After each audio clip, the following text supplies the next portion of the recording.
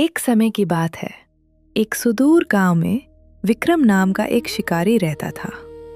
वह स्वभाव से अत्यंत कठोर, क्रूर और निष्ठुर था। उसके हृदय में पशु पक्षियों के प्रति रत्ती भर भी दया नहीं थी। एक दोपहर वह घने जंगल में अपना जाल बिछाकर घात लगाए बैठा था। तभी एक अत्यंत सुंदर और रंग बिरंगा पक्षी आकाश से उतरा और सीधा उसके जाल में फंस गया। विक्रम की आंखों में क्रूरता भरी चमक आ गई। वह कुटिलता से मुस्कुराया। आखिरकार तू मेरे चंगुल में फंस ही गया। अब तेरा बचना नामुमकिन है। तुझे पता है, इन दिनों राजमहल के शाही दस्तरख्वान पर जंगली पक्षियों के मांस की बड़ी मांग है। तेरी बलि मुझे माला माल कर देगी। इतना कहकर विक्रम ने अपना धनुष उठाया और एक तीखा बाण छोड़ दिया। तीर पक्षी के सीने को चीरता हुआ निकल गया। वह निर्दोष पक्षी दर्द से तड़पा और कुछ ही पलों में उसके प्राण पखेरु उड़ गए।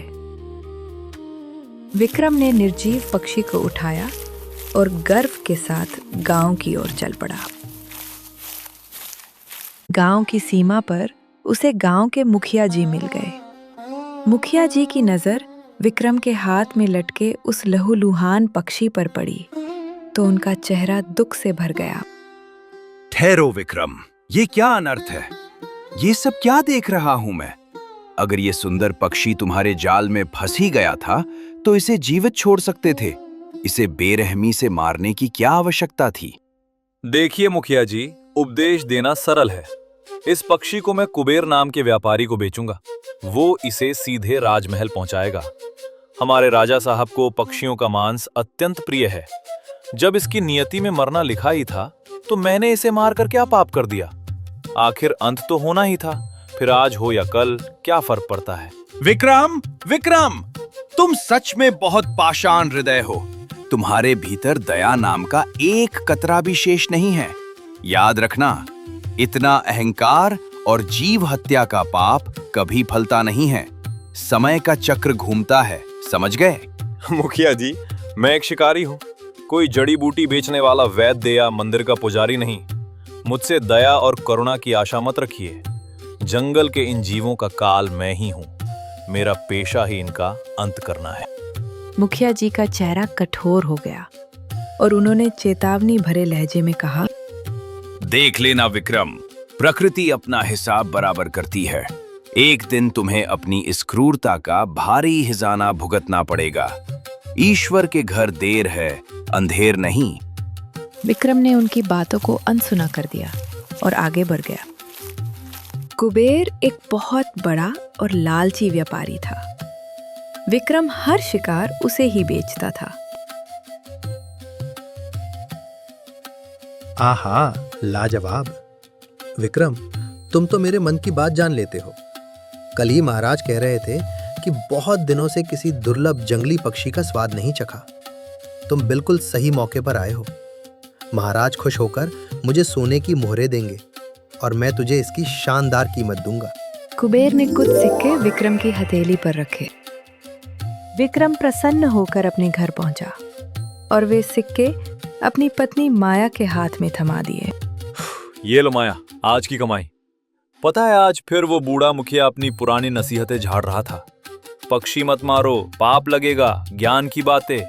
वो पागल है, उसे नहीं पता कि दुनिया कैसे चलती है। तभी उसकी 10 वर्षीय पुत्री कोमल वहां आ गई और अपने पिता की बातें सुनकर दुखी हो गई। पिताजी, मुखिया दादा सही तो कहते हैं। आप एक निपुण शिकारी हैं, ये गर्व की बात है। पर इन बेजुबान जीवों को इतनी बेदर्दी से मारना, क्या ये सही है? आपको ऐसा नहीं करना चाहिए। उन्हें भी तो दर्द होता होगा। ए छोटी, फालतू की बातें मत कर। चुप रह और जाकर अपना काम कर। अगर मैं शिकार नहीं करूंगा तो क्या हम पत्थर खाएंगे?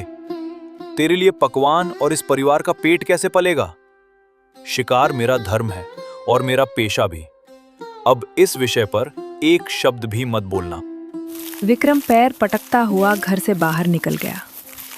माया ने अपनी बेटी को चुप रहने का इशारा किया।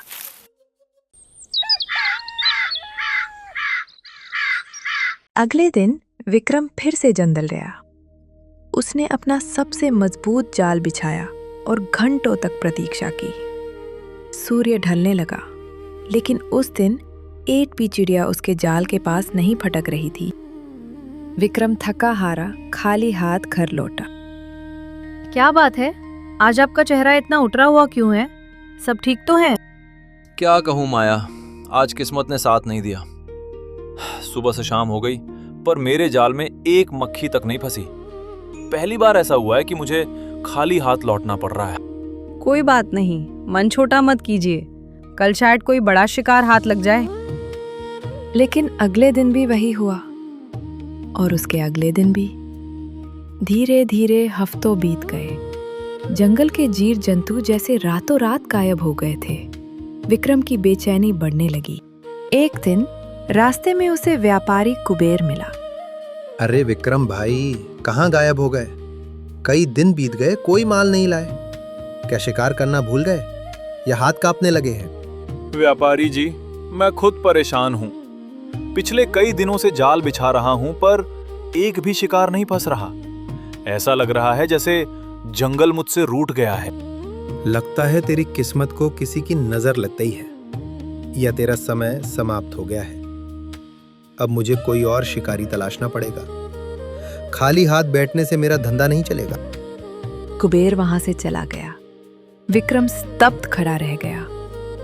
उसने घर जाकर सारी बात माया को बताई। अब हमारा क्या होगा? घर में जो जमा पूंजी थी वो खत्म होने को है। अगर यही हाल रहा तो घर का चूल्हा ठंडा पड़ जाएगा, हम भूखे मर जाएंगे।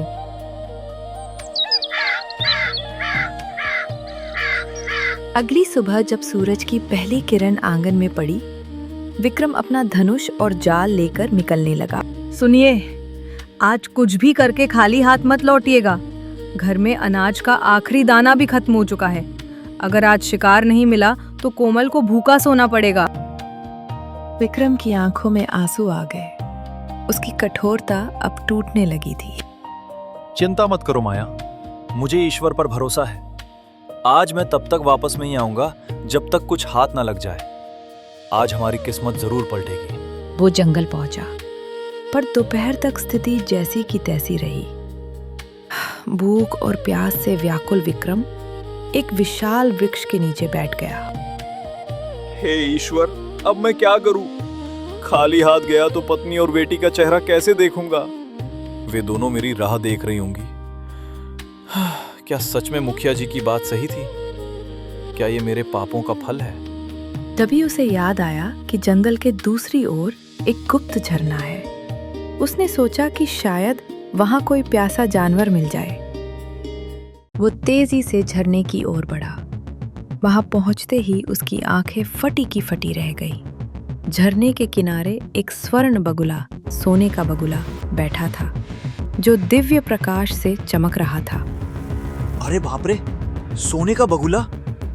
अगर इसे पकड़ लिया तो मेरी 7 पुश्तें राज करेंगी। दरिद्रता का हमेशा के लिए अंत हो जाएगा। जैसे ही उसने बगुले को पकड़ने के लिए कदम बढ़ाया, उसका पैर काई पर फिसल गया और वह सीधे झरने के बर्फीले पानी में गिरकर बेहोश हो गया। जब विक्रम की आंखें खुली तो वो झरने के किनारे लेटा था। उसके सामने वही स्वर्ण बगुला खड़ा था। विक्रम, तुम अत्यंत निष्ठुर शिकारी हो, लेकिन तुम्हारे अंतर्मन में अब भी दया की एक छोटी सी लौ बाकी है। यही कारण है कि तुम इस झरने के पानी से पत्थर नहीं बने, वरना अब तक तुम एक निर्जीव शिला बन चुके होते। ये क्या चमत्कार है? तुम मनुष्य की भाषा में कैसे बात कर रहे हो? तुम तो एक पक्षी हो। मैं कोई साधारण पक्षी नहीं, बल्कि इस मायावी झरने का रक्षक हूँ। अभी तुम्हारा समय नहीं आया है कि तुम मेरा वास्तविक रूप जान सको। अब यहाँ से चले जाओ और फिर कभी शिकार के इरादे से यहाँ मत आना। नहीं, मैं खाली हाथ नहीं जा सकता। मेरा परिवार भूखा है। मेरी नन्ही बेटी दाने दाने को तरस रही है। अगर मैं कुछ लेकर नहीं गया तो वे मर जाएंगे। मुझ पर दया करो। विक्रम ने रोते हुए अपनी सारी व्यथा बगुले को सुनाई। बगुले का हृदय पसीज गया। ठीक है, मैं तुम्हारी सहायता करूंगा, पर इसके बदले तुम्हें एक प्रतिज्ञा करनी होगी। तुमने अब तक अनगिनत जीवों का रक्त बहाया है। मुझे बताओ, तुम इन निर्दोष प्राणियों को इतनी निर्दयता से क्यों मारते थे? विक्रम कुछ देर मौन रहा, फिर उसकी आंखों से आंसू बहने लगे। सच्चाई तो ये है कि मैं जन्म से ऐसा नहीं था। जब मैं बालक था, मैंने अपनी आंखों के सामने एक खूंखार भेड़िए को अपने पिता को मारते देखा था। उस दिन से मेरे मन में इन जंगली जीवों के लिए नफरत भर गई। मुझे लगा कि इन्हें मार कर ही मैं अपने पिता की मौत का बदला ले रहा हूं। विक्रम, भेड़िए ने तुम्हारे पिता को मारा क्योंकि वो उसका स्वभाव था, उसकी भूख थी। पर तुम तो मनुष्य हो। मनुष्य का स्वभाव प्रतिशोध नहीं, करुणा होना चाहिए। यदि तुम्हारे भीतर दया जीवित है, तभी तुम सच्चे मनुष्य हो। अब से तुम किसी जीव को मारोगे नहीं, बल्कि उनकी रक्षा करोगे। हर दिन जंगल आओ और किसी संकट में पड़े प्राणी की मदद करो। यही तुम्हारा प्रायश्चित होगा। पर मेरा परिवार कैसे पलेगा? जब भी तुम किसी जीव की निस्वार्थ भाव से सेवा करोगे, शाम को अपने बिस्तर के नीचे देखना। तुम्हें तुम्हारी मेहनत का पुरस्कार सोने के सिक्कों के रूप में मिलेगा। जाओ, अपना जीवन बदलो। इतना कहकर बगुला गायब हो गया। लौटते समय विक्रम को एक हिरण मिला, जिसके पैर में जहरीला कांटा चुभा था। पहले विक्रम के मन में उसे मारकर कुबेर को बेचने का विचार आया, पर तुरंत उसे बगुले की बात याद आ गई। नहीं, अब मैं हाथ खून से नहीं रंगूंगा। उसने बड़े प्यार से हिरन का कांटा निकाला और जड़ी बूटी लगाई। जब विक्रम घर पहुंचा और बिस्तर के नीचे देखा, तो वहां 10 सोने के सिक्के चमक रहे थे। माया, कोमल, देखो, ये चमत्कार हो गया। बगुले की बात सच थी। पिताजी, वचन दीजिए कि अब आप कभी शिकार नहीं करेंगे। वचन देता हूं बेटा, अब ये हाथ सिर्फ जान बचाने के लिए उठेंगे, जान लेने के लिए नहीं। धीरे धीरे विक्रम ने फलों का व्यापार शुरू किया और वह गांव का सबसे सम्मानित और धनवान व्यक्ति बन गया। विक्रम की तरक्की देखकर व्यापारी कुबेर को बड़ी जलन हुई। वह विक्रम के पास गया और सारा राज जान लिया।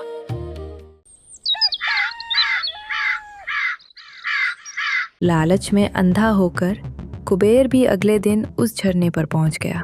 जहां सोने का बगुला है, वहां सोने का पहाड़ भी होगा। मैं उस पक्षी को ही कैद कर लूंगा। जैसे ही कुबेर आगे बढ़ा, उसका पैर फिसल गया। झरने की बूंदें पड़ते ही उसका शरीर पत्थर में बदल गया। मूर्ख, तेरा मन लोभ से भरा है। जिसके हृदय में जीव मात्र के लिए दया नहीं, वो पत्थर के समान ही है। तू मनुष्य कहलाने योग्य नहीं है। शाम तक कुबेर घर नहीं लौटा, तो उसकी पत्नी रोती हुई विक्रम के पास आई।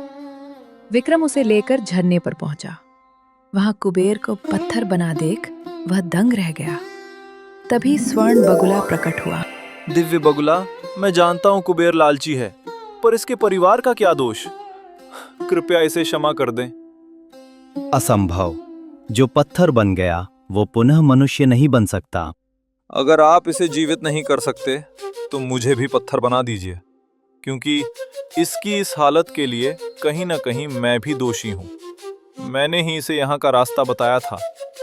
मेरी दया तभी पूर्ण होगी जब मेरा शत्रु भी संकट से मुक्त हो। विक्रम की निस्वार्थ भावना देखकर बगुला एक अलौकिक पुरुष के रूप में प्रकट हुआ। विक्रम, तुम्हारी दया अब दीपक से सूर्य बन चुकी है। तुम्हारे भीतर का शिकारी पूरी तरह मर चुका है और एक महात्मा जाग गया है। लो, तुम्हारी विनती स्वीकार है। दिव्य पुरुष ने अपनी शक्ति से कुबेर को पुनः मनुष्य बना दिया। मुझे क्षमा कर दो विक्रम। आज तुमने मेरी आंखें खोल दी। धन से बड़ा धर्म दया है। विक्रम, तुम सदा सुखी रहोगे।